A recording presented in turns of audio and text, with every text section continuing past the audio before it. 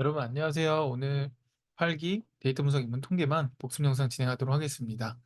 오늘 저희 정기분포 관련해서 진행하였고, 정기분포는 이제 일상생활에서 일어나는 모든 현상들이 대부분 정기분포가 되어 있고, 이 부분이 실제로 예전부터 많이 사용되었고 가우스 분포라고도 불리고, 평균과 분산을 가지고 정기분포를 나타낸다라는 것, 이 부분 기본적으로 알아두시면 좋고요. 우리가 배웠던 것들 중에서 이제 이산형 말고 이번에 연속형으로 들어가게 되는 거고, 둘의 차이를 꼭 정확히 잘 알고 계셔야 된다고 말씀드렸습니다. 그래서 연속형 확률 분포에서 일정한 구간 내 모든 실수값을 가질 수 있는 확률 변수의 분포인 거죠.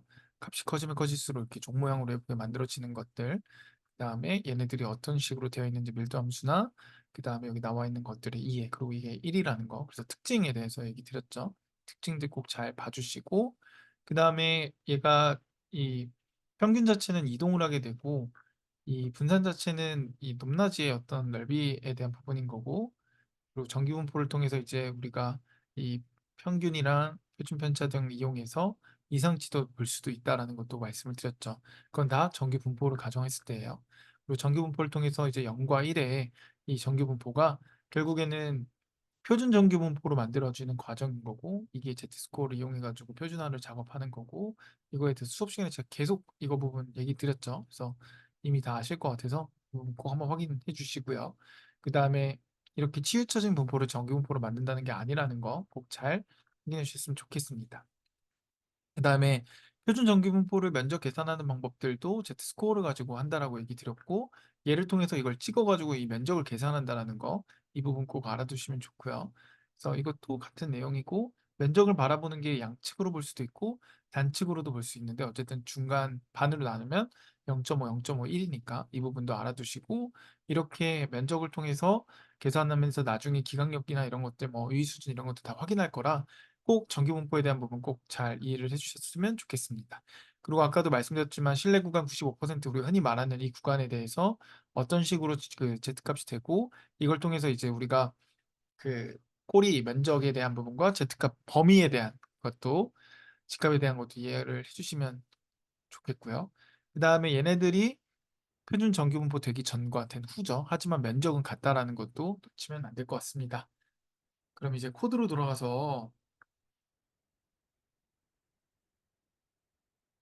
오늘 저희가 배운 거는 전기분포에 대한 것들과 함께 고민할 포인트. 그러니까 예를 들어 전기분포를 가정에 대한 걸 어떻게 확인해야 되고, 그걸 어떤 식으로 이제 만드는지도, 전기분포까지도, 그러니까 다양한 분포들을 전기분포로 만드는 방법들, 이런 것도 같이 봤는데, 우선 전기분포를 가정하고 만들게 되면 이렇게 예쁜 모양이 나오겠죠.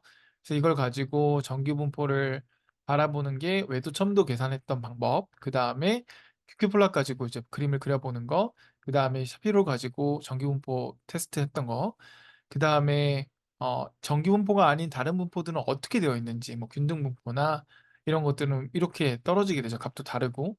그 다음에 이렇게 치우쳐져 있는 분포나 양봉형 분포도 같이 보게 되었고요.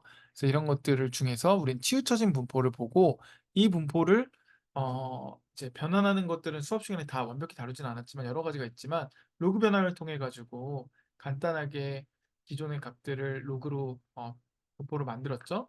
그래서 그걸 통해서 이제 한쪽으로 치우쳐졌던 이 값이 이런 식으로 조금 더 완만하게, 당연히 로그를 먹으니까 당연히 이제 값들이 좀 작아지면서 조금은 완만한 전기분포 형태로 가려고 하는 것들, 그리고 실제 그래프를 그려봐도 확실히 좀 전기분포화 되려고 해서 선에 붙어지는 것들도 보이시죠?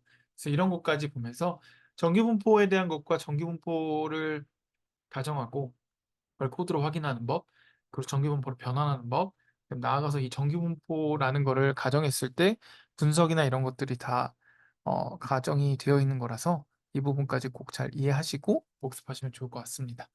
오늘 여기까지 하겠습니다. 감사합니다.